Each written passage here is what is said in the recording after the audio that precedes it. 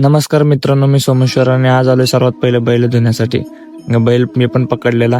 त्यानंतर मी बैल सोडला आणि ह्यांना पाणी द्यायला लागलो, कारण बैलांना धुवायला पाणी जर लागणार नाही, कारण बाकीच्यांनी बैल धरलेला. आणि परत त्यांचं उरकून परत आम्ही पण उरकून घेतलं आणि परत बैलांना चारा चारला. नंतर परत जरा त्यांना सजवायची तयारी चालू केली.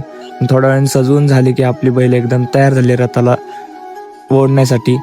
थोड्या वेळात आलो रथापाशी घेऊन, कारण की सर्वात पहिली आपलीच बैल झुपायची होती. नंतर आतमध्ये गेलो तर आतमध्ये निघायची तयारी चाललेली. तर बघा निघालो आम्ही आमच्या पुढच्या डेस्टिनेशनला.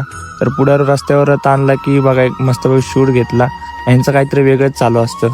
थोड्याच वेळेस हिंदकेसरी बैल पण आला आणि तो पण बैल आपल्या रथासाठी आज रथ ओढण्यासाठी आलेला. तर बघा तो पण कसा रथ ओढतोय एकदम ओकेमध्ये. कसं आहे, नाद करता काय. आता थोडा वेळ आम्ही विसाव्याला थांबलो. तसं मी एक केळ घेतलं, कारण भूक तर लय लागलेली. काय करणार, विसाव्याला थांबलो म्हणून म्हणलं पहिलं केळ खाऊन घेऊ. मस्त वाटत होतं.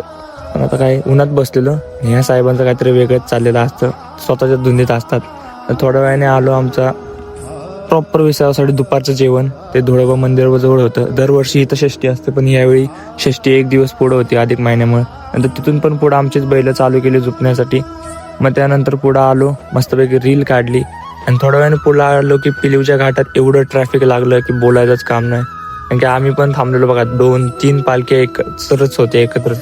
खूप ट्रॅफिक होतं. त्यानंतर थोडं खाली आलो की थोडा वेळ थांबलो. पिलीवच्या घाट खाली उतरून आलो की थांबून घेतलं, कारण की बाई लय चालायचं होतं. आम्हाला आत्ताच कळत होतं की आमचा जो आजचं डेस्टिनेशन आहे ते 2 किलोमीटर पुढे. नंतर थोड्या वेळाने आलो डेस्टिनेशनवर. सगळे लाईनीत लागायला चालू झाले आणि आरतीला सुरुवात केली.